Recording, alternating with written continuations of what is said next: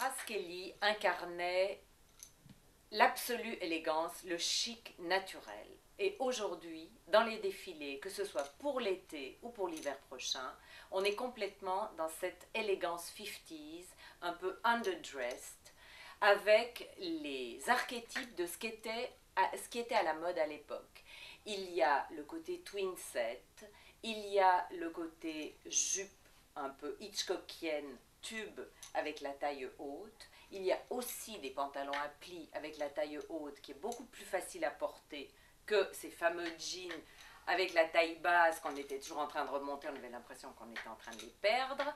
Et puis il y a la robe 60s, 50s, 60s, mais qui a été lancée dans les années 50, ceinturée avec un petit buste, souvent le col boutonné, un côté un peu sage, faussement sage. En maillot de bain également, parce qu'elle portait beaucoup de maillots de bain, elle était blonde et elle avait cette peau lumineuse extraordinaire qu'ont les blondes en général, donc elle portait du blanc, du beige, des couleurs claires qui avaient beaucoup d'éclat sur le visage, et les maillots de bain, blancs ou autres, étaient bustiers, comme on les voit aujourd'hui chez RS par exemple, ou avec des brassières assez couvrantes et la culotte montante, en clin d'œil des années 50, c'est une mode qu'on va retrouver sur toutes les plages. On ne sera pas du tout dans l'intégrale et le string cet été, j'en suis sûre.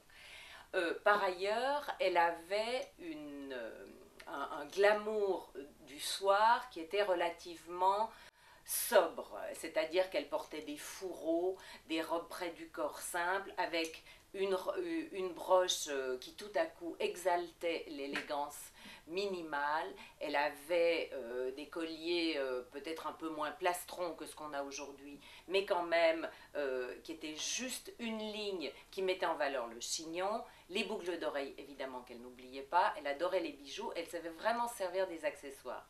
Et c'est ce qu'il faudra faire, de toute façon, cet été, cet hiver.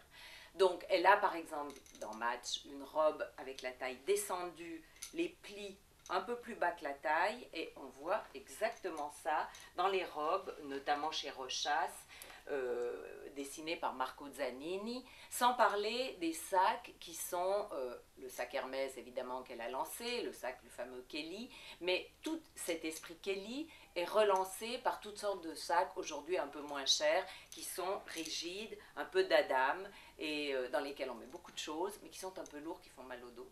Donc on a la Rolls qui nous attend à l'extérieur, beige et noir, comme Grace Kelly.